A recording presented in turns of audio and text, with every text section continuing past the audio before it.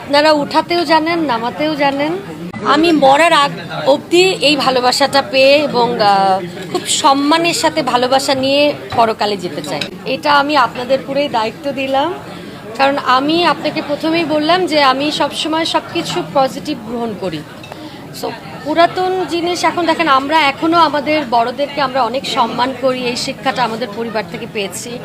আজকে আখি আপুর অনুষ্ঠান, আমরা কিন্তু আমার অন্য কাজ ছিল, কিন্তু চলে এসেছি কারণ আখি আপুকে অনেক ভালোবাসি। আমি তো এটা মনে করছি না, কারণ ধরেন আপনাকে কেউ ঠকিয়েছে, আপনার কাছে মনে হবে দুনিয়া সবাই আপনার কাছে খারাপ। আমার কাছে এমনটা মনে হয় না, কারণ কম্পিটিশন দিয়ে আমি এখানে এসেছি। তো সব কিছু মিলিয়ে আমার কাছে মনে হয় যে আমার কাছে তো অনেক ভালো, যে কারণ আমি এরকম একটা কম্পিটিশনের মাধ্যমে এসেছি বলেই তো আজকে আমি সালমা হয়েছি। কেঁদেছি বলতে, আমার গান শুনে আমি ওরকম কান্না করা হয়নি, তবে রিসেন্ট দুটো গান আমি করেছি। এই গান দুটি শুনে আসলেই আমি একটু কেঁদেছি।